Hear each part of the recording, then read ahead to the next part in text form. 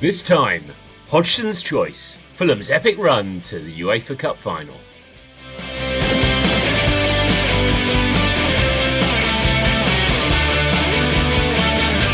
And it's no, nay, never. No, nay, never, no more. 'Cause I'll stay a wild rover forever and more. And it's no, nay, never. No, nay, never, no more. 'Cause I'll stay a wild rover forever and more. Hello and welcome to by far the greatest team, a football podcast where fans attempt the impossible to decide once and for all who is the greatest team of all time. My name's Graham Dunn. One Oxford United mention every 30 minutes, all your money back. And joining me as ever from the centre of our data matrix, it's Jamie Rooney. Hi, Jamie. Graham, I'm going to have to start by giving you a yellow card, I think, because you introduced You're going to tell me us. it's not the UEFA Cup final. It was the very first ever Europa League tournament. The UEFA Cup finished in the season before, and this was the first time the Europa League came on. So, I mean, that's a yellow card, getting that wrong straight away. I even thought that before. I was going to look it up just for, because I wrote it about 5 minutes ago. And I thought, well, what's that actually? I've got a feeling it may not have been the UEFA Cup final. And we are joined by Fulham fan Stuart Burgess. Hi, Stu. Hi, Graham. I did notice that indiscretion there, but as the new boy, I thought I should just keep quiet and let you get on with it. But yes, Europa League first season. Would there have been some sort of polite correcting of me when I came onto the... And of course, then there was the UEFA Cup campaign. Yes, in the Europa League. I would have tried to, do it politely, as you say, but let's get the right terminology. Fulham don't get to many European finals, so it's nice to kind of acknowledge what one we actually have got to. For the League Cup, they've had countless sponsors of whom most people can't remember. Worthington run below as well. But of course, it's always the Milk Cup, because if you've only made one cup final ever. Yeah. No, I think, milk, it does that. I think it probably depends on your age, doesn't it? But the Milk Cup definitely it kind of resonates with me from the mid-'80s. You had, was it Rumbelows and a few others in there? But looking at some bits and pieces for this, I was kind of looking at some old results, and I reminded myself of the Anglo-Scottish Cup. But wasn't there in the early 70s the Watney Cup? Do you remember that one? Yes. The Watney Cup. So what was the Watney Cup? I have no idea. It just seemed to be a random selection of teams who played each other pre-season. I think the Watney Cup was decided on the teams in the 4 league divisions. The teams that scored the most goals would go into a cup competition. So that kind of explains the random nature of it. So it wasn't based on league position. It was the number of goals that you scored, and it went across all 4 divisions in England. And I think the Watney Cup, I think that was the actual premise of the Watney Cup. It didn't last long. Watney was a beer company, wasn't it? Watney as well? was a beer. Watney's. Wasn't there an Anglo-Italian Cup? Yes. Anglo-Italian Cup as Back well. in the day. We've covered this. Swindon Town, we did an episode on Swindon Town. And they went to the League Cup final. And they actually went and won the first version of the Anglo-Italian League Cup, it was called then. And then it kind of got rid of the league bit and just became the Anglo-Italian Cup. And Italian and English relationships have never been stronger. As we're recording this, shortly after the unusual moment where Fulham have just lost to Chelsea, I was struck by, leading into this I had no idea about this. There's this really quite poor record that Fulham have against Chelsea, which is sort of, I think, statistically in the Premiership, one of the worst matchups, if not the worst matchup there is. Yeah, I had an indication that you were going to bring this up, which is kind of why I delved into the history books and why I mentioned the Anglo-Scottish Cup, because actually Fulham are undefeated to Chelsea in the Anglo-Scottish Cup, having played them 3 times, won 2 and drawn once. But it's crazy how bad Fulham's record is. I mean, I knew that it was bad, but I'd say you mentioned it, and I looked into it, and they've played 34 games in the Premier League against each other. of which Fulham have won 2 and drawn 11, and Chelsea have won 21. So out of 102 available points, Fulham have taken 17 and Chelsea have taken 74.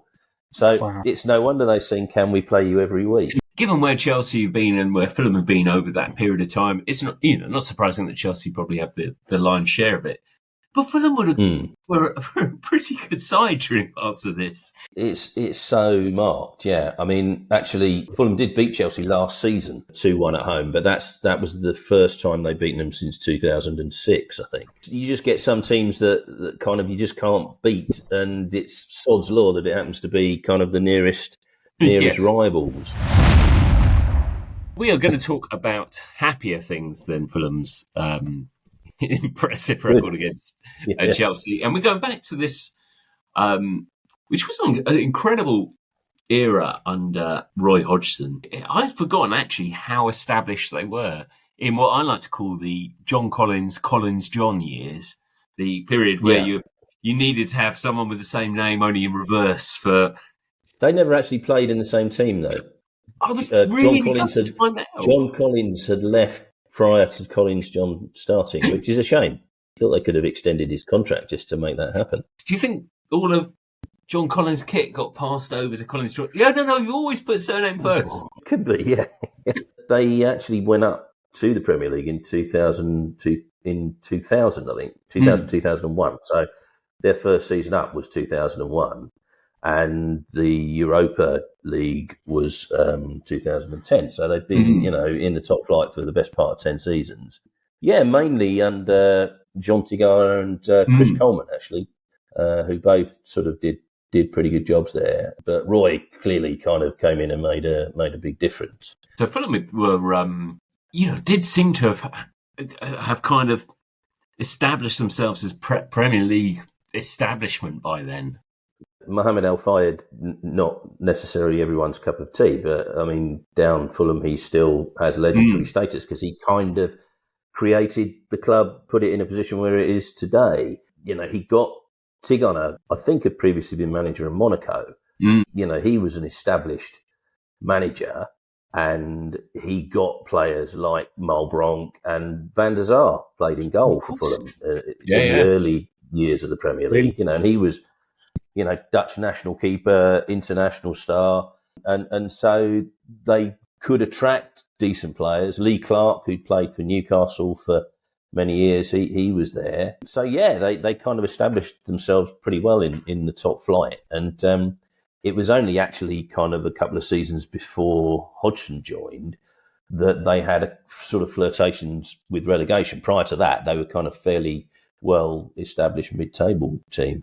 It was slightly weird because it was Lawrie Sanchez who was at that brief spell in charge and sort of kept Fulham up the previous year, though. I'm not sure entirely convincingly, but kept them up.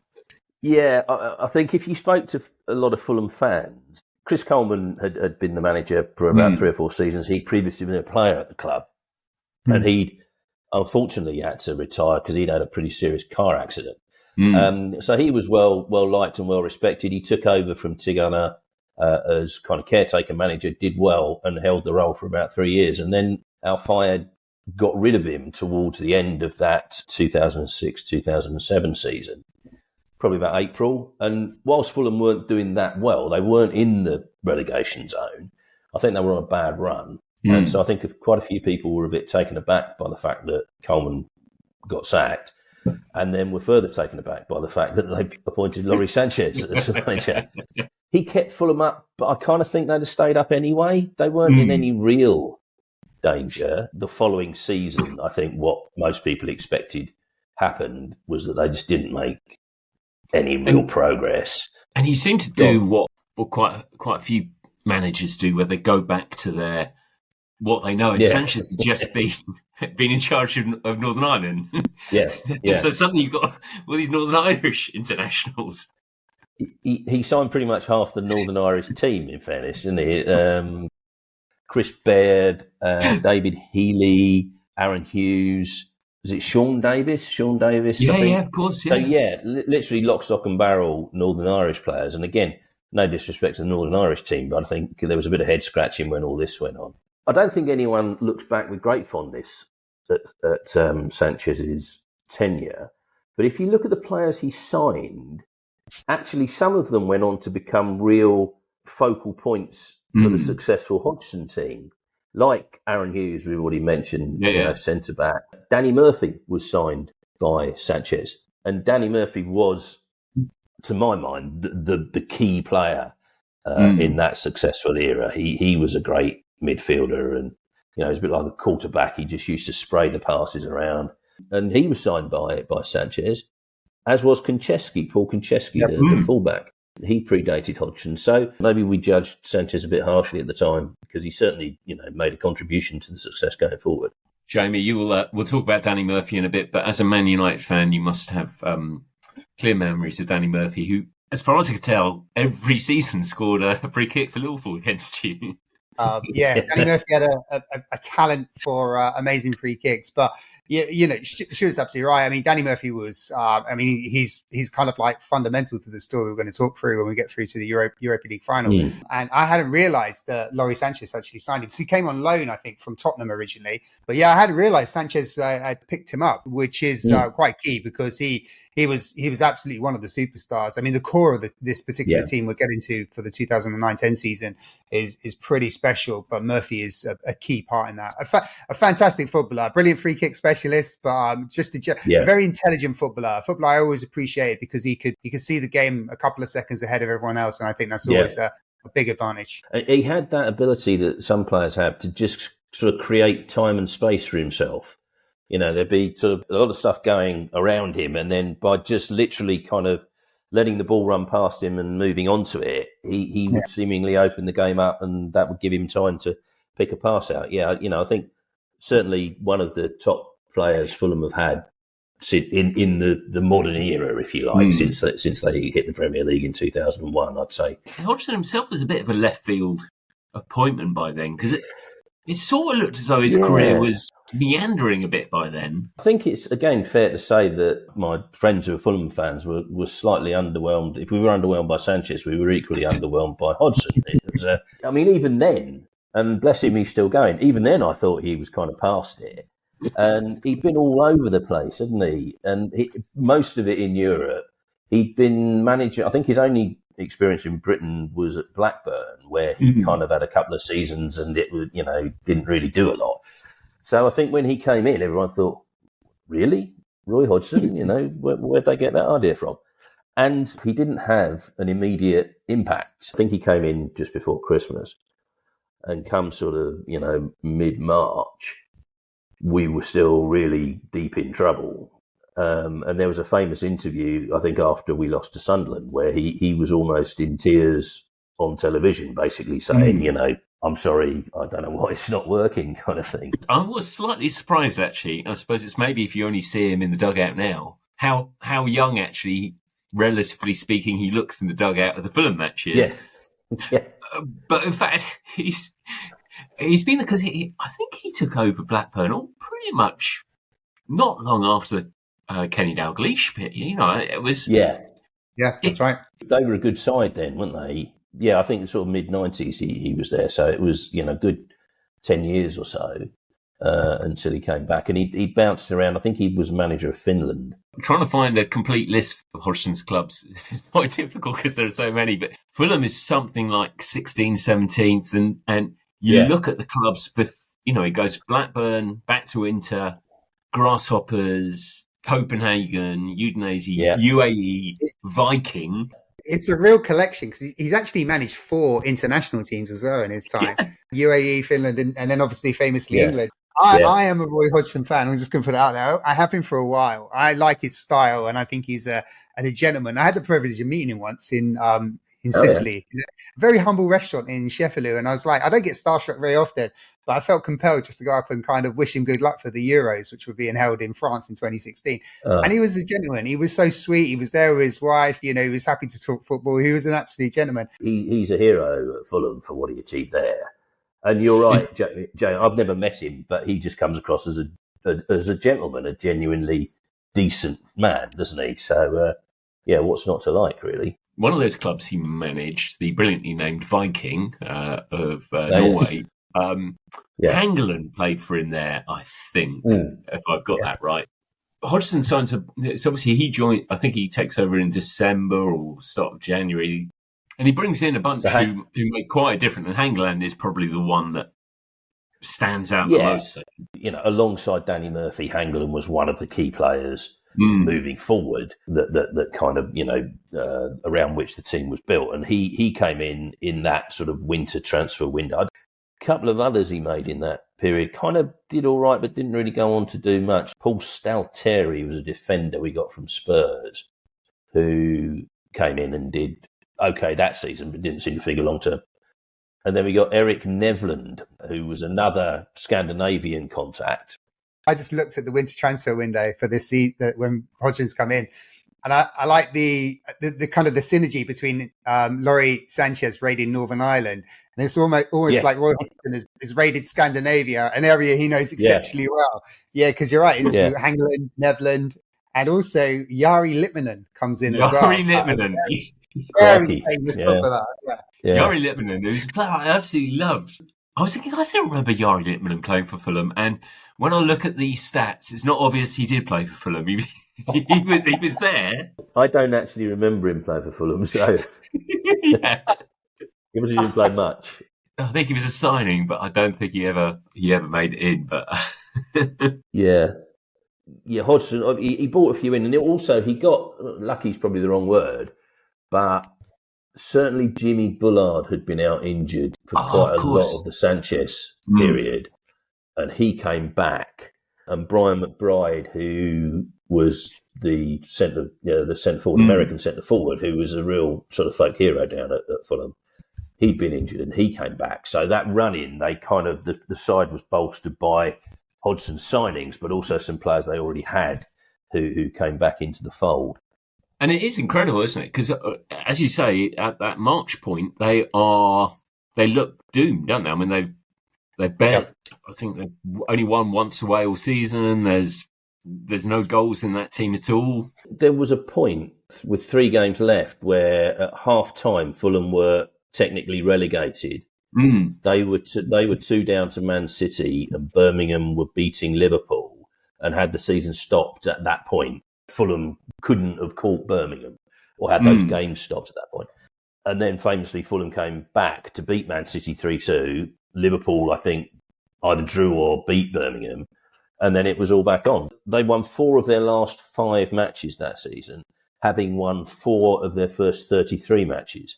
So that's quite a turnaround, really, isn't it? Yeah. I absolutely vividly remember the Manchester City game. I remember it through the words of Jeff Stelling on Sky Soccer Saturday, because it just was one of those incredible stories where you're right, Stuart. I mean, because I've always had a soft spot for Fulham, and I was a bit sad that they were going to be leaving the Premier League, and it did seem an absolute nailed-on certainty based on everything that happened in the 34 games before that Man City game.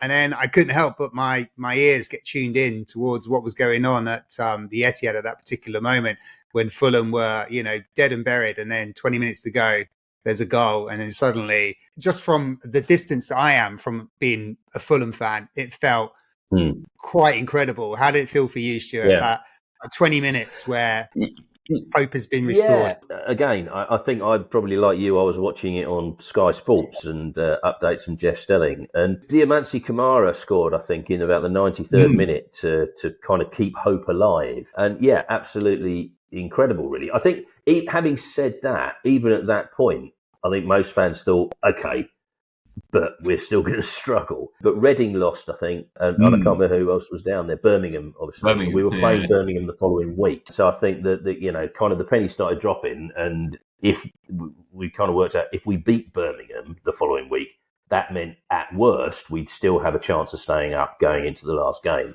And I think 2 weeks before, any Fulham fan would have taken that. But Diamansi Kamara, he scored some quite important goals for us that season. He come from West Brom, I think, where he'd been banging them in the Championship all over the place. And again, he was another Sanchez signing, actually. He signed him in the summer of the 2007 season. And he did well for us that season.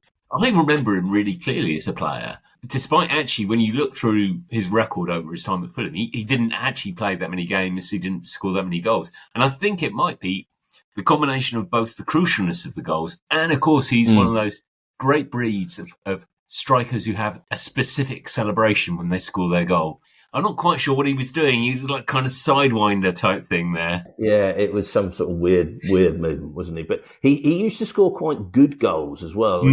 That season we played Spurs at home, and we were 3-1 down to Spurs and came back to draw 3-3. And again, it was a last-minute equaliser from him, and it was an overhead kick. And that was a great one. But that was Berbatov played for Spurs in that game, and he was absolutely brilliant for the first hour. They were 3-1 up after an hour, and he clearly decided his work was done. And he literally went and sort of played right out on the touchline. He did everything but light up a cigar, and which kind of meant that for the last sort of half an hour, Fulham were playing against 10 men, and we managed to pull it back to 3-3. So it was. Yeah, of course he came to play for Fulham under Martin Jol a few years later, didn't he? Yeah, of course. Yeah. Beautiful footballer, Dimitar Berbatov. Yeah, you're beating City, you're beating Birmingham, Stuart, and then it's almost like the football fixture gods have played into your hands because you're playing a Portsmouth team away who you've lost to earlier in the season, but they've got an eye on something a lot bigger the following weekend. Yeah, they were in the cup final, weren't they? And you felt that there was the momentum there then because they'd won, Fulham had won 3 out of the previous 4 games. They'd beaten Birmingham, penultimate game of the season. So actually, going into that last game, we were out of the bottom 3. And if we won, that was it. We were going to be safe. But being a bit of a fatalist, Reading were playing away to Derby. Now, if you remember Derby, I think that season set all kinds of records of lack of points and victory and so on. Yeah. They got 11 points in total that season. And actually, just as an aside, Fulham were the only Premier League team not to beat Derby that season. They drew with them twice. Every other team beat Derby at least once. Fulham drew with them twice. And the home game, which was 0-0, is still probably the worst game I've ever been to. It was just dreadful. But anyway, back to the original point. So Reading were away to Derby. Derby clearly had nothing to play for because they were already relegated and clearly were useless. And so Reading needed to make up a 7-goal deficit. So if Fulham won 1-0 and Reading won 7-0, Reading would actually pip us on goal difference. And they, if I remember rightly, Reading were 3-0 up after about 20 minutes. And everyone's going, what's happening, Fortunately, they stopped at 4, and Danny Murphy, previously mentioned, a pivotal figure. I think Jimmy Bullard took the free kicks about 15 minutes to go, and Murphy rose like a salmon and headed it in the near post. So, and they stayed up, and it was fantastic. Really, it was. You hear the term "great escape," but that was an extraordinary escape, really. They did look absolutely dead and buried, and I think when you look at that team, the top scorer, 3 or 4 of them had a mighty 6 goals. Which kind of... that sounds about right. I think McBride, maybe Clint Dempsey, probably was one of those. I think wasn't he? He was again a player we'll probably mention further on, but another great player. Through all the Hodgson era, Fulham were never big goal scorers. The season, the Great Escape season. Again, I've been doing a little bit of research. These are figures I remember. But the Great Escape season, they scored 38 goals, and the following season, when they ended up finishing 7th, they scored 39 goals. So only 1 more goal. This comes, of course, to the thing about Hodgson is the footballers. Or his training methods are very standardised and stylised. Everyone knows exactly what they're doing. I don't think you can necessarily say it reflects in sort of boring football because I don't think it translates that way necessarily. But it is definitely a team where everybody knows what they're doing, isn't it? Absolutely. He's kind of proved that through his career that it's sort of a pragmatism. I've heard that his coaching methods that are repetitive, but eventually you do these things out of habit because you're doing them all the time in training. And it kind of works, It certainly worked at Fulham. He's done well at Palace. West Brom, he did well. I think where, he struggled at Liverpool, but I think that's a different type of club, isn't it? Yeah. It's a bigger club. They have different expectations. They have bigger stars with bigger egos. And maybe Roy wasn't suited to manage in that way. But certainly the Fulham team moving on from the Great Escape, following year we finished 7th, highest ever finish. And he had a pretty settled 11 and everyone knew what they were doing. And he made some key signings again in the summer. Mark Schwarzer in goal, who was a fantastic keeper for Fulham all the way through his time there. He was a great stalwart. Hangeland centre back alongside Aaron Hughes, who we mentioned already, who was signed by Sanchez, and then he also signed Bobby Zamora and Andy Johnson up front. Both good players, but neither of them prolific scorers. Yeah, Bobby Zamora in particular. He got his big move quite early on with all his goals at Brighton, I think, and he went to Spurs and he was a big man, but he didn't really do anything. And then he was at West Ham for ages without doing loads. Zamora's first season at Fulham, I think he only scored about 3 or 4 goals. He really didn't score many goals at all. But he contributed. He worked hard and he made life difficult for defenders. But his scoring record was pretty poor. And Andy Johnson scored more goals that season than Zamora. Clint Dempsey kind of chucked in with a few. But he got a bit of stick from the Fulham crowd, Zamora. That was when the chant that they came up with was if the ball hits your head and you're sat in row Z, that's Zamora, to the tune of That's Amore, which the old Dean Martin. In fact, Dean Martin did quite well at Fulham in terms of chants because they had another one about Al Fayed to the tune of Bolare. So, Dean Martin, I don't know if he's claiming royalties, but he'd have done quite well out of it. But yeah, so Zamora's first season, he wasn't prolific. And I think there was a good chance he was going to leave and go to Hull at the end of that 2009 season. I think the deal had been lined up. For whatever reason, it didn't happen. And then the following season, he just seemed to click. Not many league goals, but he scored a ton in the Europa League. And he became a real talisman, I think, for Fulham. And, he's universally popular there now.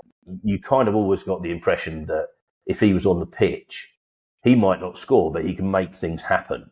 And he turned in, again, sort of, the spine of the team, if you like. You've got Schwarzer, Hangeland, Murphy, Zamora up front. That was the spine around which the team was built, really. Just a quick point on Zamora, and I things that probably not everyone always appreciates is that Zamora works incredibly hard as a footballer. I mean, his job is to score goals, but if the team is winning and he's not scoring goals, there shouldn't be a problem. But one of the things I really interested me that where I read when Bobby Zamora was talking about his game is that he actively said, I would work on my being a defensive forward, which I've never heard before in the realms of football. So clearly, whether that's a Hodgson influence on him in terms of like just being drilled to kind of defend from the front. But it was quite interesting hearing him talk about being a defensive forward, which is something you never really, it's a position on football field that you never really hear much about. Yeah, and, great work rate. No problem with his commitment at all. He was, a great player in that respect.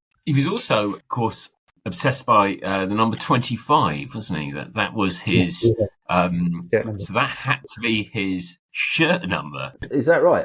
I didn't know that. Yeah. So do we know why? Jamie, do you know why he? Well, the 25 was taken. I can't remember who had it. I think it might have been Aaron Hughes. May have had it. I might be wrong on that. Simon Davis had 25. Simon Davis, and Zamora wanted it because he had this obsession with it. And I think he took the 52 shirt in his first season, and I think he spent the whole of that that season, just pleading with Simon Davis, please let me have the shirt, let me have the shirt. And that tenacity absolutely worked, because the next season he is handed the 25 shirt, and that's the season where he goes on and has an incredible season. So clearly the effect of the number that's on his back relates to his performances. I don't think we should overlook one of the signings that also came in that particular season. I mean, when it comes to bang for your buck, I mean, does it get any better than getting Zoltán Gera free from West Brom? He probably had his best years of football in a football shirt at Fulham. He just seemed an extraordinary player that just found the right place at the right time. He was an incredibly good player, and he was one of those. He was wiry, and he must have been really annoying to play against. His legs snaking out and nicking the ball, and and again he scored some pretty crucial goals going through the Europa League campaign. He notched quite a few goals in that campaign. That was a great signing, and again that was a Hodgson signing. And another one actually that he brought in that summer was Damien Duff. Like Zamora, he had a fantastic work rate, and he used to plough up and down. He was left-footed, but they used to play him on the right, and he'd cut in and then put the ball in with his left foot. I remember he scored against Newcastle, because we'd signed him from Newcastle. He scored against Newcastle, and I think, I might have this wrong, but I think when he was at Newcastle, he played about 70 games and he only scored one goal for them. But ironically, in his fourth game for Fulham, he managed to score against Newcastle. So that was quite good. Duff was a key member of that team, the Europa League team. Going back to Zamora, because I've got about an hour's worth of Zamora material, I'm going to keep this going. So, sadly, I never got to the bottom of why he liked the 25 so much. But when you do a Bobby Zamora number 25 shirt, you just see loads of stories where, I don't know, this was completely lost to me, but you see he wears 25 wherever he goes. He's got 25 tattooed on his arm as well. So I think that's one of his tattoos for some reason. And I haven't had time to check this, but I saw it in an article not that long ago, and I've no reason to disbelieve it. Bobby Zamora is also apparently one of only two players, Premier League players, who have scored penalties with their left and right foot. Which is, I don't know how anyone would get this. I read that same article because I was going to mention that actually. And I'm assuming you know who the other player was. So we're going to have to hand this over to Jamie. Do you know who the other player is? Judging by the way you're laughing, Graham, I can only think it's going to be something quite unusual, but I can't. Well, to add to the slight unusual nature of this, the player concerned played for Wolfsburg against Fulham in the quarterfinal of the Europa League that season. Yeah. So is this going to be Edin Dzeko? No, but good guess. Yeah, it is a good guess, especially on the spot. Yeah. I think you'd struggle to remember this guy. I've forgotten. Although he did. If you're an Arsenal fan, you'd remember him, I think. Because didn't he score the winning goal in the League Cup against Arsenal? He did, didn't he? Yes. Yeah. When Birmingham beat them. Yeah. So it's Obafemi Martins. Yeah. Yes. So yeah. Now my other Bobby Zamora thing, though, this is the bit that I just can't really get my head around. That I've only just discovered this now. Do you know what he's doing now? No idea. So I had a little. So he is co-host of ITVX's The Great Fishing Adventure. Is he? Two series of Bobby Zamora and a chap called Ali Hamadi. Not someone I recognise, who I think is a fishing person, although I briefly thought it was Ali Hamadi, who was a former striker at Wimbledon, and I was trying to work out how this series had got pitched. Well, I suppose as a footballer, you've got plenty of spare time, haven't you? So, go and sit by the river. Actually, it turns out that it's a great minefield. I've sort of drifted down this rabbit hole that you can find, I'd say a good 50% of Premier League footballers over the last 10 to 20 years posing with giant fishes that they've caught. Really? There's like an endless amount of them. I can even bring in my Oxford United reference that Oxford's very own Cameron Brannigan has been pictured fishing with some giant carp that he's caught along the way. It's extraordinary. They seem to be everywhere. So because I was trying to think, could I find some famous fishermen of our time or fishing footballers? But there were too many to even choose from. But Really? my favourite, Terry Hibbert, who after retiring or around his retirement in 2013, bought a carp fishing farm and has a whole fishing lake. So there's an entire. There are just too many fish. An entire subculture. But then of course that then drifts you into footballers who have these sidelines they're almost more famous for. And Jerry Francis was a massive pigeon fancier or a pigeon. I remember, God bless Five Live. I remember listening to that one time where they rang him up to talk about the, how they thought Tottenham were going to get on in that evening's game, and it was around the time the bird flu thing was going on. They're like, "Oh, Jerry, I know you like your pigeons. What do you make of this bird flu?" And he found himself having to. So, do we care what Jerry Francis thinks about bird flu? Yeah. I don't know. It's kind of a bit of a bizarre pigeon fancying. You wouldn't have thought that would kind of go hand in hand with football, would you? So Fulham do finish, to bring us out of my little Bobby Zamora rabbit hole, Fulham do finish in 7th place in Roy Hodgson's first full season, and that then brings you on to this sort of remarkably quickly, because of course if Fulham are playing in the qualifying rounds, aren't they? And this is the start of what is like an endless season, isn't it? They had to qualify. I think the first couple of games were in July. I remember they played Anchor Perm in one of the initial qualifying rounds. I think they played Vetra in Lithuania, and then we won quite comfortably. I think they won 6-0 over the 2 legs, and then they go to the middle of nowhere in Russia, where I think they get a bit of a hostile reception as well, where they try to get they're received on the team bus by a lot of fans that are trying to intimidate them. But I think the Fulham players found it quite funny, actually. A season starting in July is sort of insane. And I think even by the time Fulham begin the kind of the qualifying stages, they're actually doing what a lot of teams do now, where they're sort of resting players or playing second string players in that qualifying stage. There's sort of no hint of what is to come, is there? They kind of went sort of slightly deeper into the squad, and what was quite interesting was that some of the players that Hodgson signed, as you say, much more commonplace now, but they seem to play in the Europa League and not in the league. So like Stephen Kelly was a defender that they had in. They signed him from Birmingham. I think at one point he'd been at Spurs, but he played quite a few games in the Europa League. Jonathan Greening, who was another guy they got from West Ham, he was someone in the sort of support squad. Nevland was still there. He kind of made quite a few appearances. And they also, again, keeping up with Hodgson's raiding of Scandinavia, they signed Bjorn Helge Riise, who was the brother of John Arne Riise, who also played for Fulham later in his career. So they had a pretty broad squad. Jonathan Greening, we always like mentioning Jonathan Greening because he's a man with European pedigree, isn't he, Jamie? He's a very famous treble winner for Manchester United. He was part of that glorious 98. Was he? He had a Champions League medal along with, I think, a Premier League medal. I don't think he had an FA Cup winners medal. He had beautiful hair, and I think you always need players with beautiful hair, and he certainly had that. And then later through his career, he developed a beautiful beard to go with that beautiful hair, and he was very much a brilliant throwback to the 1970s.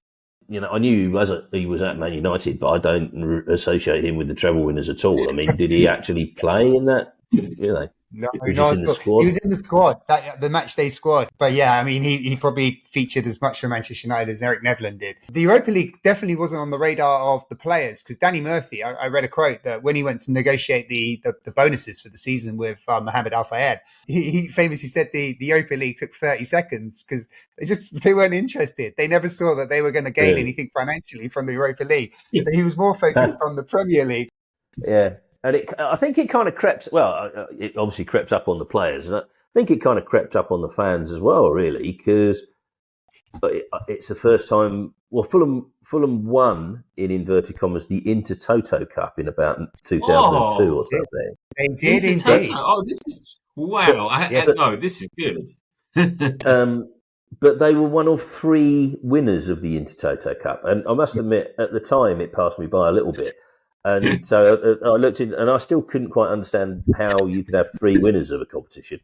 But I think it enabled you to then play in the UEFA Cup or something. I think there was some sort of tag there.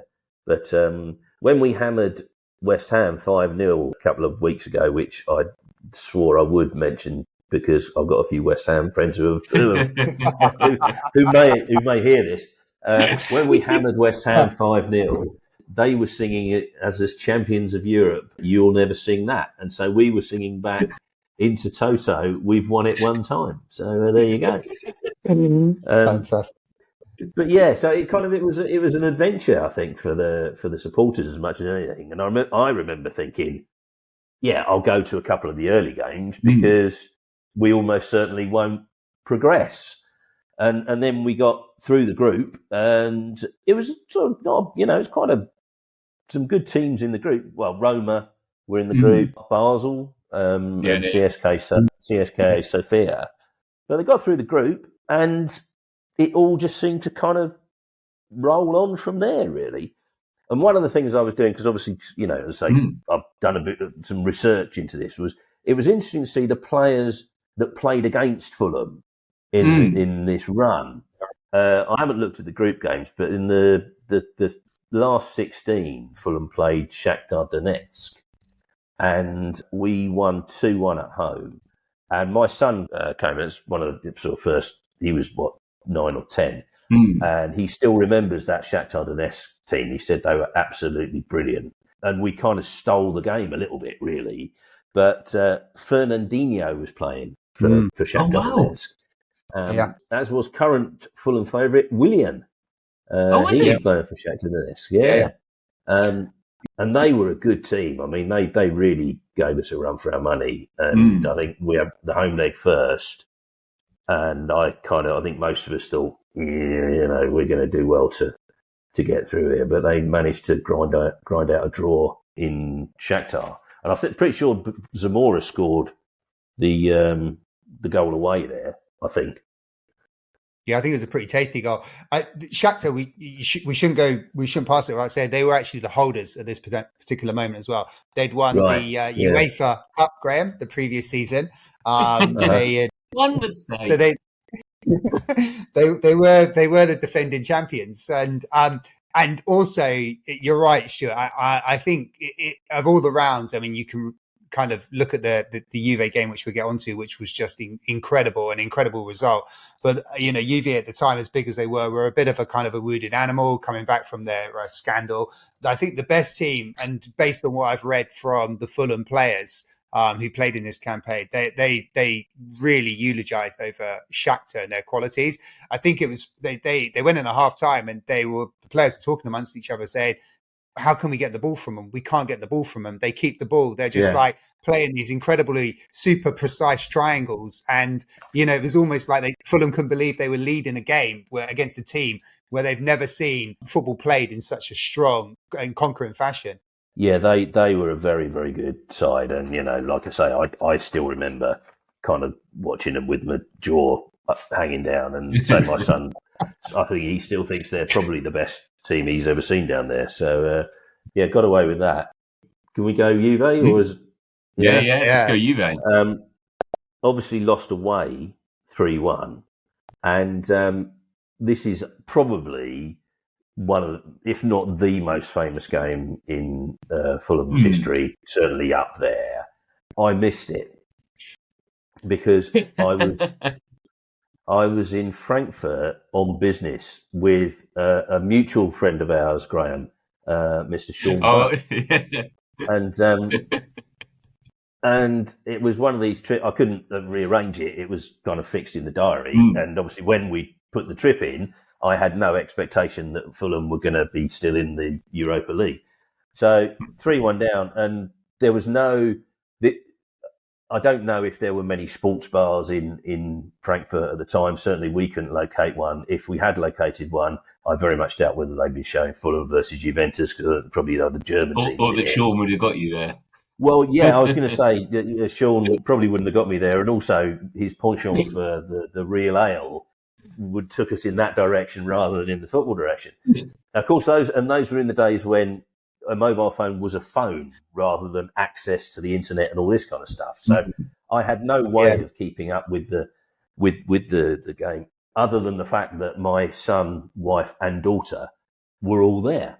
And I got a text after a minute saying we're 1-0 down, which made it 4-1 on aggregate. And I thought, fine. In which case, I'd like to be there, but it's not one of these things I'm going to regret for the rest of my life. We're going to go out; it'll be fine. And then, of course, it all went wango, didn't it? And you can tell me, Jamie, it was the centre back got sent off, didn't he? Was it Cannavaro?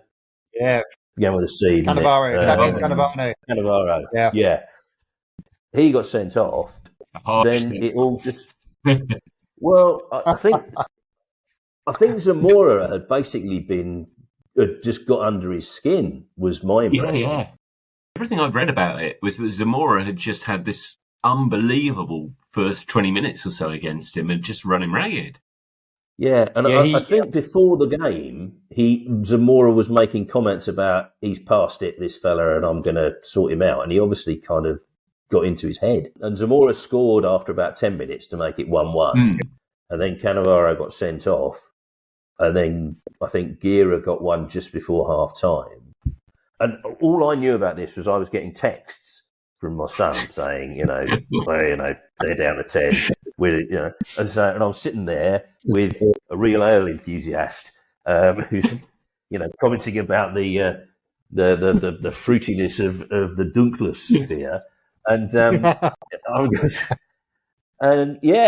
and then Gera, I think, scored 2, didn't he? Gera got a penalty, and then Dempsey scored an absolute corker in the 82nd minute, kind of lofted it into the far corner. It's an incredible goal. That chip is just... Yeah. When you watch, there's one particular angle you watch it from where you can you can see he knows exactly what he's going to do as he's going away the wrong direction goal. You can see he's got in his mind to do it. He's not even looking really as he's doing it, as he's just... Yeah. And it's just in from the moment he chips it, isn't it? Yeah. So I have a bit of a man crush on Clint Dempsey. I did then, and I think I still do now. But the goal is, you're right, Graham. It's his presence. His first touch takes him to a space where he's already ahead of everyone else. And then as he's adjusting his body to get the spin to get his foot connecting with the ball, he's upright, he's strong, his head's up. He already knows what he's going to do. And it's an absolute beautiful, beautiful goal. It really is. From an incredibly brilliant and volatile footballer who I do have a bit of a man crush on. I was actually going to say, we haven't spoken a great deal about Dempsey, and he was a great player. And he grew through that Hodgson era, I think, as I mentioned earlier. He wasn't always an automatic starter, and him and Gera seemed to sort of be competing for a similar position. But he'd been there, actually. He predated Sanchez. He was actually a Chris Coleman signing. Oh, wow. Clint Dempsey. He'd been there since about 2007. And, quality player. Just had the ability, as you say, create space for himself, strong on the ball, and had a nose for goal. And, a great... And they still... a player is popular when they still sing about him. There's still a Clint Dempsey song, which they break into at Fulham occasionally, to the tune of Sloop John B, as so many football songs are. That's fantastic. What a song. What a brilliant song to have a chanter. It's sort of one of those things which sort of marks that Hodgson reign, is actually a number of times it looks like they're dead and buried. So that, just in the same way as when they're 2 down against City, it does seem all over. And, you can imagine the team talk beforehand is, okay, we need to get one early, we get ourselves back in, get a foothold. If we can be 1-0 up, 1-0 half time, we can take it deep or something. And 2 minutes later, you're a goal down. It's kind of, still somehow. Going back to Hodgson's kind of managerial style, I mean, he obviously wasn't a teacup thrower.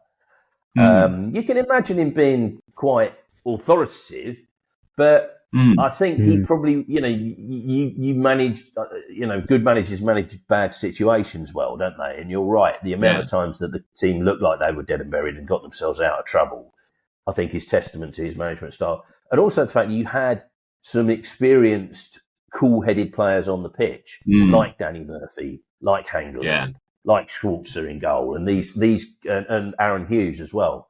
Actually, was kind of one of the elder statesmen, and they would bring a kind of maturity and so on, and a no, don't panic approach. I think because it was we're rewinding slightly to sort of the team prior to this, the Great Escape team, and who Hodgson let go, and I think it's indicative of the sort of players he likes and the sort of players he doesn't. Because Jimmy Bullard was a big, very popular player down at Fulham, extrovert and so on, but Hodgson let him go quite early on. And you kind of think about it, Jimmy Bullard is not Hodgson's type of player, is he? Yeah. He's the kid at the back of the class who's sort of flicking pellets around, and you can imagine him not listening very closely. And so regardless of how talented he was, and he clearly was a great talent, I can imagine Hodgson getting slightly frustrated with Jimmy Bullard and therefore moving him on. Yeah.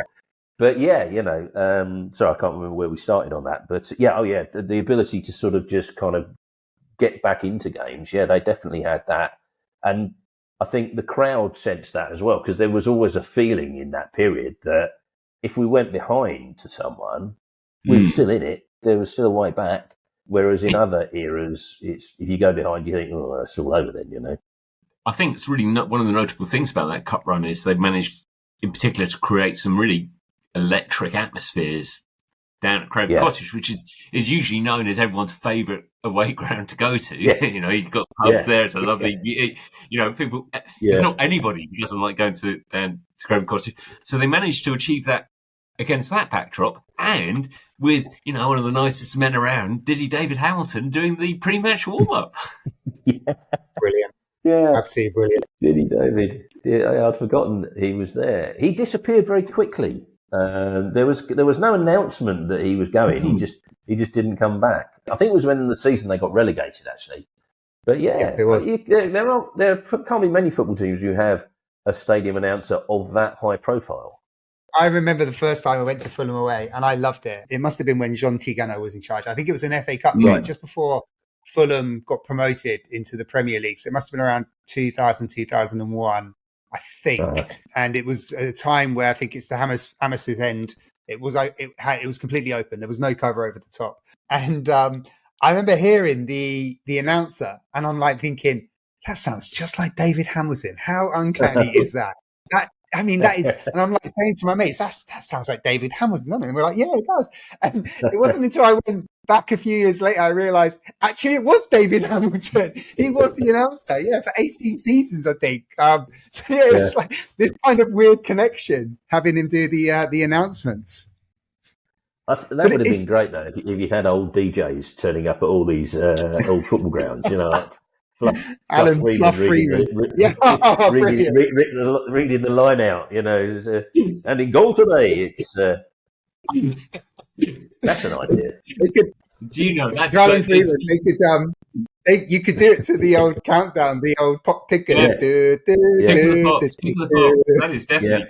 Why hasn't someone done that? That must be done. Excellent.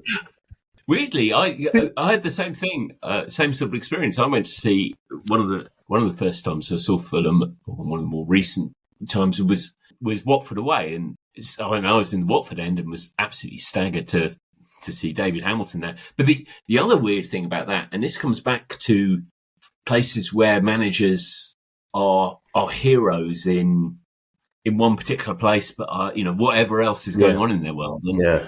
And it was I think Fulham went up that year as well. Watford definitely went up. It's on the Championship and the second tier or whatever it was then. I can't remember who was managing Fulham at the time, but Watford were managed by Graham Taylor, who was kind of restoring his reputation after the England debacle. So Graham Taylor came up, walked out across the pitch, and I was being greeted by the "We're not worthy" from the Watford fans. I was stood there going, "Oh, he's the manager. Come on, how's he got a job?" All we can remember was alternative head. So there was probably only Watford and only Villa fans would give him that kind of treatment at that stage. Anywhere else, he'd be laughed at.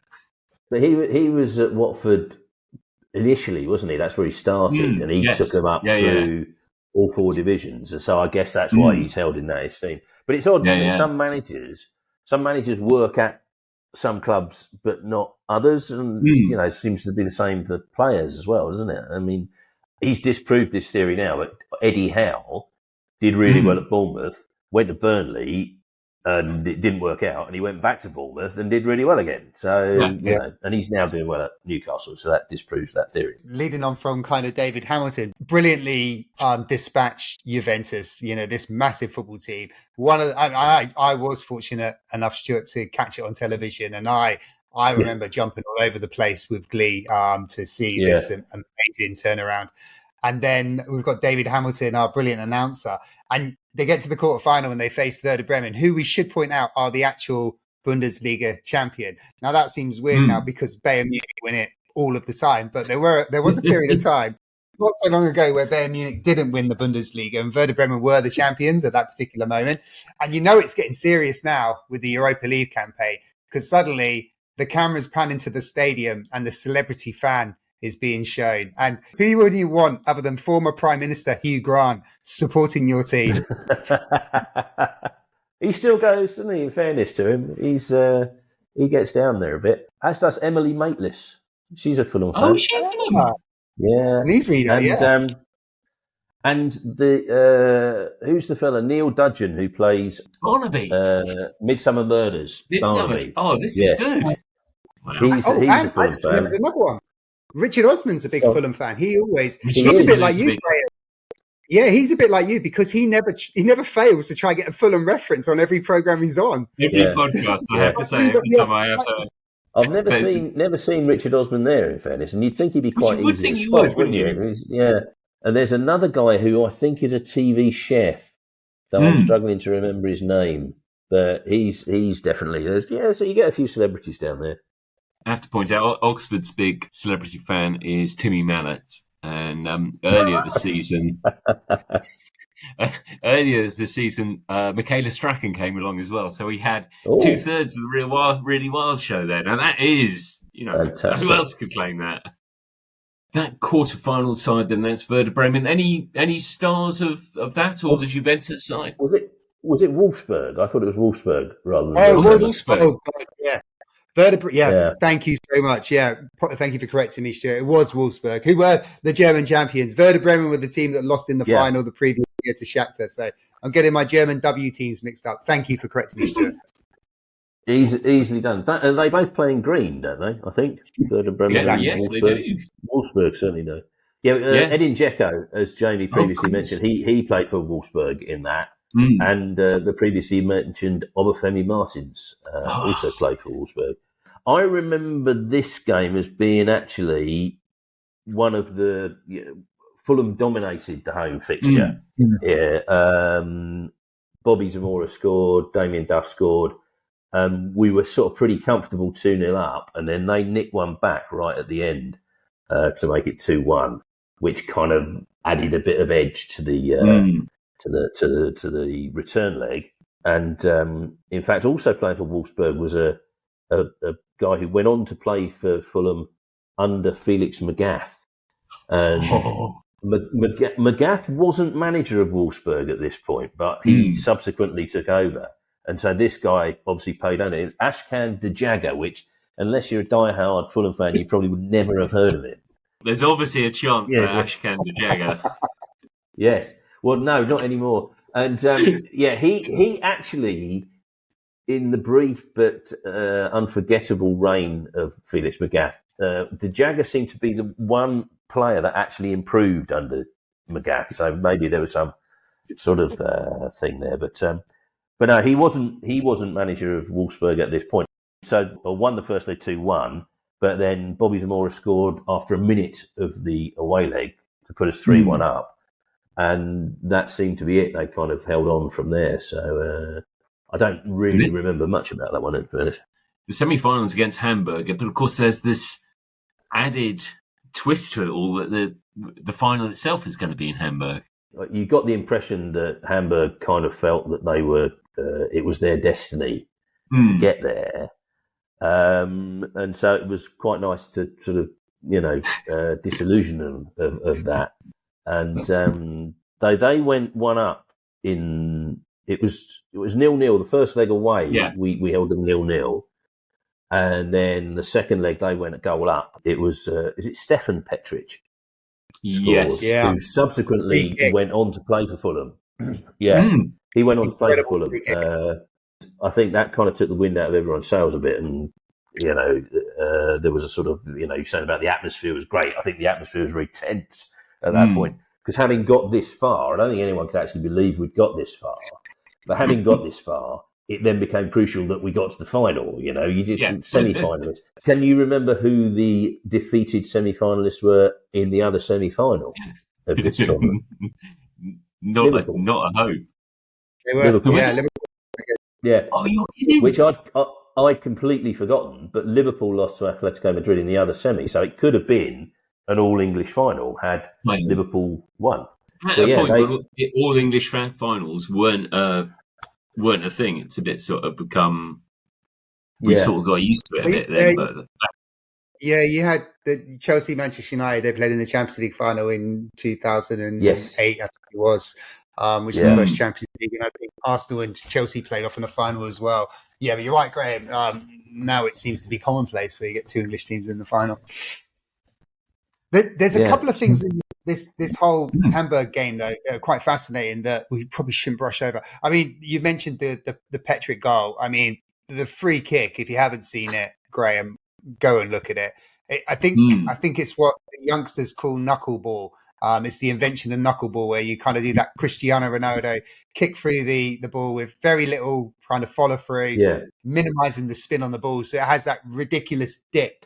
And Petric's does have that ridiculous dip. It looks, when you watch it on television pictures, it looks like it's going over until the very last second and it almost like darts in. I mean, there's a lot of great goals in this whole campaign. Bobby Zamora scores a great goal. I think in the Juve or Shakhtar, he scores a wonderful over the shoulder. Shakhtar, I think that was Shakhtar, actually, yeah. Yeah, and then you've got Zamora, who actually picks up an injury during this season. And there's a few injuries as well. Dempsey's come back from injury. Zamora isn't looking likely to play in the semi-final against Hamburg, but he is. And Dempsey has the most incredible reaction. I don't know if you know this, Stuart, but he's been dropped from the team and he ends up punching a window at Craven Cottage. By all counts, severed the window, thick glass window, and then tendons are actually in his arm. So if you watch him in the final, when he comes on in the final, he's actually wearing a sleeve on his arm. And he's wearing that because in his disappointment of not being selected for the game against Hamburg, he's put his hand right through a window, which is just another level of just man-crush love for how passionate this guy is. And he must have been disappointed because he had played very well. But Zamora, like I say, was a bit of a talisman there. And so I can kind of understand why. And he was like Roy's man as well, Zamora. He kind of, I've just been watching that free kick. That is unbelievable, isn't it? That's absolutely ludicrous. Always great when you make a keeper look stupid as well. Your keeper's obviously going both ways at the same time. And it was the sort of goal I remember quite distinctly where it just sucked all the energy out of the crowd. Everyone's shoulders dropped, and it was just like, oh, blimey, what was that? And from being confident and thinking, okay, 0-0 away, we're at home, you 1-0 down to a wonder goal, and I think nerves began to get a bit frayed at that point. Just going back to the away game though, we had this before in a previous podcast when we talked about Inter Milan, Jose Mourinho's trouble winning Inter Milan. When Barcelona, Pep Guardiola had to go to Milan to play, they had to travel by bus, not the conventional plane. And Fulham also had to travel to Hamburg for that game by bus. Yeah. That's because of a certain volcano had erupted and caused a problem over Europe. Yeah. The Icelandic volcano. I'm going I to do embarrass remember myself for pronunciation. The Ijafayali Jakul, I think it's pronounced. Well, I'm not going to argue with you on that. If you say that's how it goes.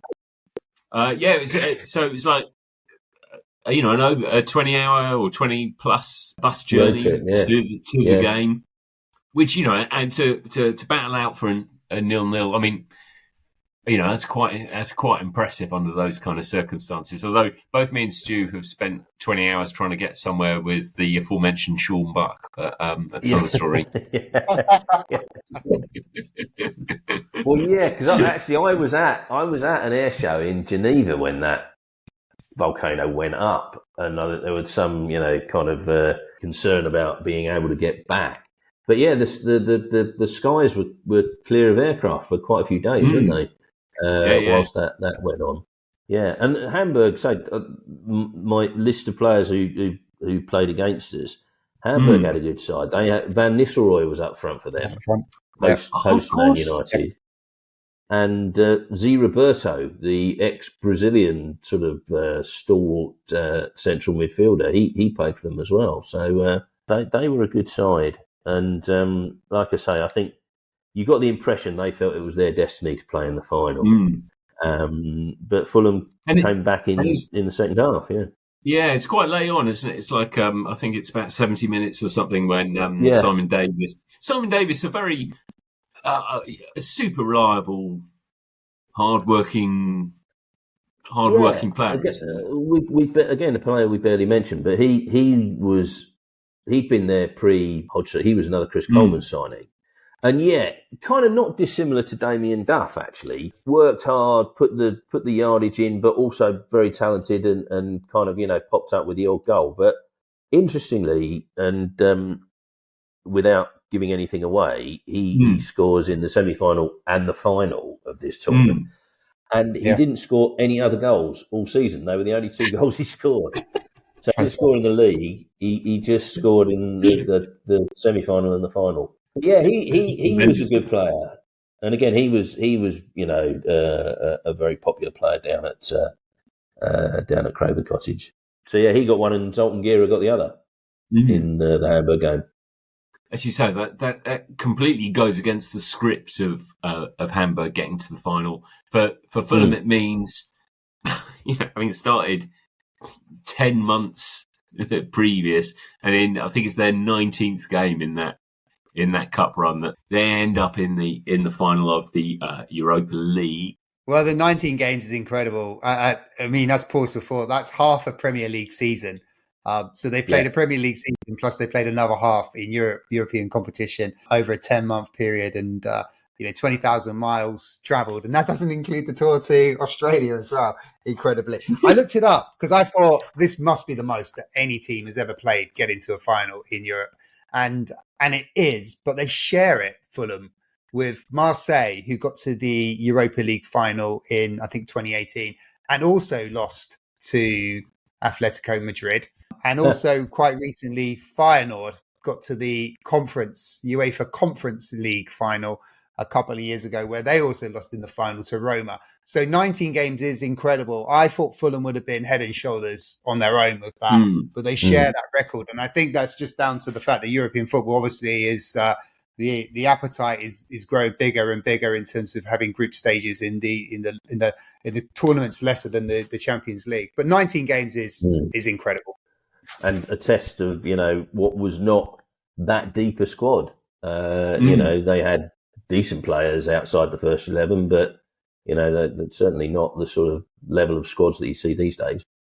In the Premier League, they still finished, I think they finished mid-table for memory. I haven't got it in front of me here, but I think they finished mid-table. So they had a fair season 12th. In the Premier League. 12th. Okay, cool. Yeah. I think that kind of, the Premier League, they were never outside the sort of middle 3 or 4 positions. And I think that kind of helped because it meant you didn't have to worry too much about the Premier League. They just kind of plodded along, getting enough results to make sure they were reasonably comfortable. Once again, scoring 39 goals. So once again, prolific they weren't. I mean, that's really something, isn't it? 2.5 seasons as manager, Roy Hodgson, and he's got them scoring in that Yeah, 38, 38. 39. I mean, he'd probably argue if he'd given him a full season in that year before, he'd have got them to 39. He'd got them up from 38. That was only because he did half a year then. Yeah, he'd have edged up that extra goal. Yeah, definitely. The final again is another sort of epic battle, and Atletico Madrid obviously again a number of famous faces in that team, aren't there? Yeah, De Gea was the goalkeeper, who obviously went on to Man United. I mean, he must have been quite young then. I don't know how old he is. Yeah, I think he was 19 or 20. He was very young. Yeah. Reyes, the old Arsenal player, who sadly no longer with us, but he was in that Atletico side. And Sergio Aguero, before he went to Man City, was up front. All those free scoring players. Who'd have thought it'd be Diego Forlan who'd get 2 goals? Yeah. And he was ex-United, wasn't he? Yeah. He was, yeah. Yeah. I mean, what were your thoughts on him, Jamie? Was he popular at Old Trafford, or? He was popular. He was liked because, similar to what you talked about, Bobby Zamora, he worked incredibly hard and tasked him for the team. He had a bit of a noose around his head, though, because I think it took him about 28, 29 games before he scored his first goal for United. Right. But once that was done, he actually went on and scored some important goals. I remember a couple of goals he scored at Anfield were very important. And we shouldn't forget, I mean, we've covered this in the Ghana podcast we did, Graham, where Forlan plays in that incredible quarterfinal with Uruguay. Forlan goes on and wins the best player in the 2010 World Cup. So Fulham could argue that they're facing a Diego Forlan who's in the absolute prime of his career at this particular point. I think it is testament to that side. I mean, again, Fulham will go behind relatively early in that game to Forlan, and the side that plays in that final is kind of the same established side, and it's got all those linchpin players who you think of as playing all the games, you know, Murphy and the Hangeland and Hughes and Zamora. But by then the injuries are really, it's taking its toll, isn't it? There's a sort of feel that game is probably a game too far for them in terms of kind of injuries. Zamora was obviously, he missed the previous 3 games, I think, and is only just able to play in that. I mean, you get to that stage of a season normally, you're sort of being patched up. But if that has started, you know, and actually quite a lot of those players did play in the July starting game. Yeah, I think you're probably being a bit generous there, Graham. I think that, you know, whether that had that much of an impact, I don't know. I think the fact that they got there, you look at who was playing for Atletico Madrid, clearly they were favourites. I think Fulham put up a pretty good show. And yeah, Zamora wasn't fully fit. Clint Dempsey, obviously, we've subsequently learned sort of injured himself. But he was on the bench. But I think most of the rest of the team were kind of the normal starting 11. I mean, one player we haven't mentioned who was pretty important throughout that season was Dixon Etuhu, who was the sort of centre midfield with Danny Murphy. And he was the sort of, you know, the solid ball-winning centre, you know, and he was a big unit, Dixon Etuhu. You wouldn't have wanted to take him on. And he allowed Murphy to sort of, you know, play by taking on the more defensive roles. And he was pretty important. So Fulham gets so close, they get it to extra time, they almost get it to penalties and drag it on the way. And it's a harsh way to lose it in the end with about 5 minutes to go when Forlan gets that second. Yeah, I was round at my friend's house, Dave, and quite a few of us are gathered round there. Didn't have the available funds to go to Hamburg, but so there were a lot of us there, and you kind of get to 115 minutes, and you're thinking it's penalties, you know, it's got to be penalties, and then who knows, and then Forlan pops up with another one. So yeah, disappointing, but you look at the achievement of the season, and it was magnificent, really. You know, it's Fulham. You know, it's not Liverpool, it's not Man United, it's Fulham, and they got all the way through. And it was absolutely brilliant. The whole experience was great. Having seen David De Gea in many penalty shootouts over the last 10 years, I feel pretty comfortable and confident saying that if it had gone to penalties, Fulham would have won quite comfortably because he just doesn't get anywhere near any of them. It's true, actually. He doesn't seem to be particularly good in penalty shootouts, does he? But Mark Schwarzer obviously was in goal for Fulham, and he played for Middlesbrough when they lost the UEFA Cup final to Sevilla in 2006. Doesn't Schwarzer make a penalty save against Roma in the group stage as well? A brilliant save. Yeah, he did. And he was a cracking keeper, and he seemed to be one of those sort of fairly unflappable guys. So I'd have quite fancied him in a penalty shootout, actually, the Schwartz. I saw him in Sainsbury's in Cobham. I bumped into Mark Schwartz in Sainsbury's in Cobham, and unusually I went over and asked if I could shake his hand, and he said yes. Nice fella. Yeah. What I like is Roy's last roll of the dice is, there's only a couple of minutes to go, and maybe really you haven't got many resources left to throw on it. What do you do? Throw on a treble winning Jonathan Green comes on the 118th minute. Maybe he was hoping that his marvellous hair and beard would distract the Spanish opposition, who like a good beard, I think, the Spaniards, don't they? So maybe that was the thinking. To some extent, Fulham are a bit of a victim of their own success then, because having that Europa League run sort of shines a light on the job that Hodgson is doing. I mean, if Fulham had been finishing 7th, 8th, it's probably not going to be enough to tempt Liverpool to come calling. As we said before, he'd sort of been... The big clubs, I think, had sort of thought it wasn't for him, but obviously the downside then is that Hodgson leaves relatively, after a relatively short stint. Yeah, I mean, it was, I think he left in the July, didn't he? So literally sort of 2 months after this. And he was only in charge at Fulham for 2 full seasons. He had the half season when they stayed up, and then the following 2 seasons. So, I don't know. I mean, if he'd stayed at Fulham, would we have gone on to greater glory? I don't know, really. I kind of suspect that would have been the peak anyway. Possibly the decline that happened a couple of years later might not have happened, because I think, he'd have probably been a safer pair of hands than some of the guys that followed him. He only took one player with him from Fulham to Liverpool, which was Paul Konchesky. Of course it was. The only one that went. And I meant to look, actually, at who was left back for Fulham at the time, because clearly whoever it was, Roy didn't fancy him and thought Konchesky would be a better bet. Maybe it was a bit of a maverick in the mould of Jimmy Bullard. Who knows? Yeah, I mean, it is interesting when you look at that. I think that's probably when you look at that Fulham side, a lot of those players had their best moments under certainly Zamora, and he certainly had this tried and tested group that he was able to get. I'm not sure Clint Dempsey ever. He got his move to Spurs afterwards, but he. And that was a shame, because he was only there for a season at Spurs, and then he went back to the States. And I'm not sure what happened there, but it was a shame to lose him, because he wasn't an old player at that point. He was probably 26, 27.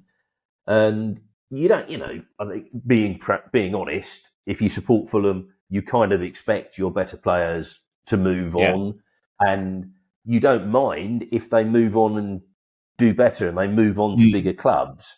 And so he'd moved on to a bigger club, but he didn't really do much there. And then he went back to the States, and you kind of think, well, couldn't we have just kept hold of him?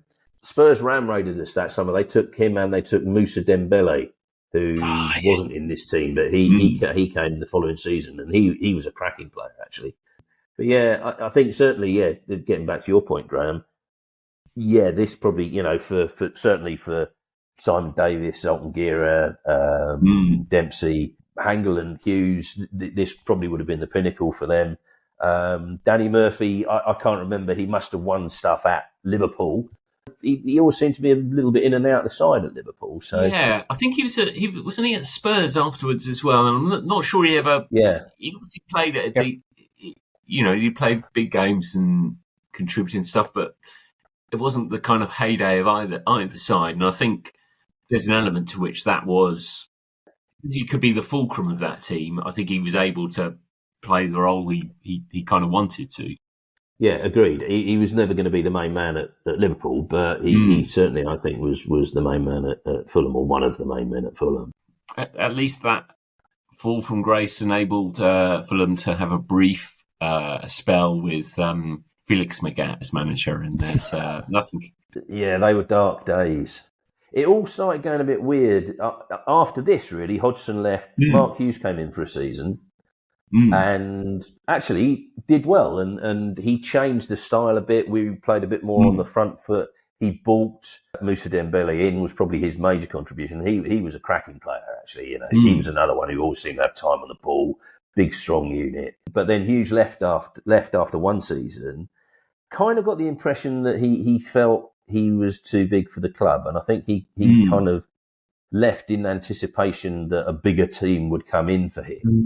So it was quite satisfying that he ended up at QPR and then Stoke, and then most recently Bradford City. There you go.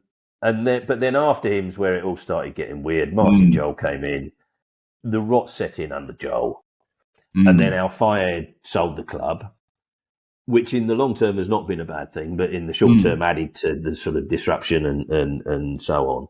And then we went through René Moulenstein, became manager briefly, whose daughter is now one of the commentators on Sky Sports.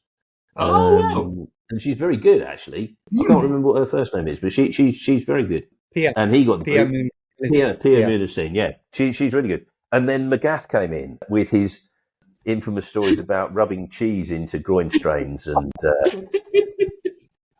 stuff. And it just...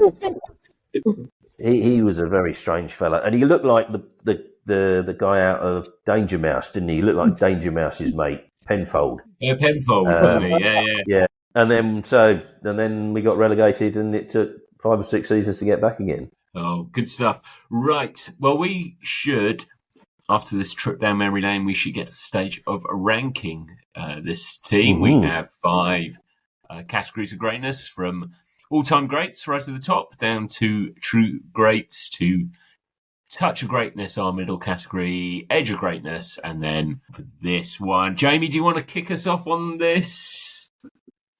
Yeah, troubling times for me on this one, because there's no secret. I am a closet Fulham fan, and if I hadn't been so ingrained as a Manchester United fan by the time I reached adulthood, I think I could have been a regular visitor to the cottage. And I love this team. And I see this as a collection of players all coming together at the perfect time with the perfect coach in the perfect moment. It's almost like the kind of the pinnacle of so many of these players' career. And I think when you look back in terms of what they said, I think they feel that way as well. And, you've got the added factor of Diddy David Hamilton, and you've got the celebrity fan base of Hugh Grant. I looked at where we ranked teams previously, and I want to go, honestly, I want to go true greats on this one, but I look at what we've got in our buckets already, and I think the context of the story, getting to the finals, brilliant. The number of games, Jonathan Green in face furniture aside, I still think they rank in the edge of greatness bracket, which I feel mean doing that. But that puts him in there with Hamburg, Kevin Keegan's Hamburg. That puts him in there with the amazing Millonarios, the Pirate League in Colombia. And that puts them in there with Tottenham Hotspurs, the near treble winning team of 87-88. So I'm going to start off for edge of greatness, and I will be open to changing my mind. So, Stu, edge of greatness is sort of category 4 in our 5 categories. Where would you go with this side?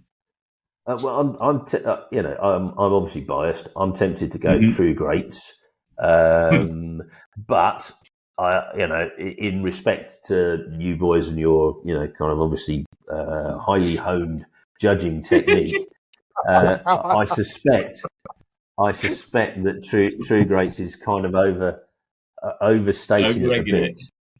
So I will go touch of greatness, because I think there were moments of great, the Dempsey winner against Juventus. Yeah. Zamora just, generally being this talisman up front, Schwarzer in goal. There were a lot of big players in that team who stood up to be counted, and the likes of Duff, and Davies and, people who put a lot of graft into it. So I think Touch of Greatness is me being, reining my neck in a little bit, but I think that's probably a fair assessment. I thought I was going to go for Edge of Greatness. I thought I could make the case that, if they've won the UEFA Cup, the Europa League, yes, if they've won the Europa League, then that. But and because we've put so many teams in Touch of Greatness, we feel we should mix it up. But then I just love Danny Murphy and I love Clint Dempsey as footballers. I don't know what it is about them. And for those two, for Clint Dempsey alone, I think they have to be Touch of Greatness. I think it has to be Touch of Greatness. So Hodgson's heroes, Fulham, Europa League, nearly men, but long journey men, Touch of Greatness. Stu, thank you so much for your time, insights, trivia tonight. It's been a pleasure, guys. Thank you very much for inviting me to join you. It's been great. Jamie, as ever, thanks for all your data insight there. Was there any data insight this time? I don't think there was any. So I take your generous comment, but I don't think there was any. I think both you and Stuart were leading the data insight on this one. I think I was just supplementing it with stories of people punching windows. I have to say, I think Stu picking up on Fulham scoring approximately 39 goals in every league season is possibly the greatest fact. It really is. And I can tell you now, I've taken a note. I'm going to go away after this and I'm going to look at Roy Hodgson's Football League seasons to see how many goals he scored and against. And in next version's podcast, I'm going to bring that in to kind of give you an average in terms of where he is in goals scored per season. That would be very interesting, actually. Because I reckon Palace are averaging around 39 at the moment, aren't they? I reckon we're going to find... I can't wait to start looking into it. I've already got the spreadsheet ready to input. Brilliant. So that's all we have time for this week. As a reminder, you can keep track of all the previous podcasts we've done and the upcoming podcasts we have, as well as some of our more debatable rankings at our revamped website. Jamie, what's the address again? It is thegreatestteam.co. Thegreatestteam.co. And if you've enjoyed the podcast, please follow us. Please subscribe to make sure you get episodes automatically every Thursday. And until next time, we'll see you again then.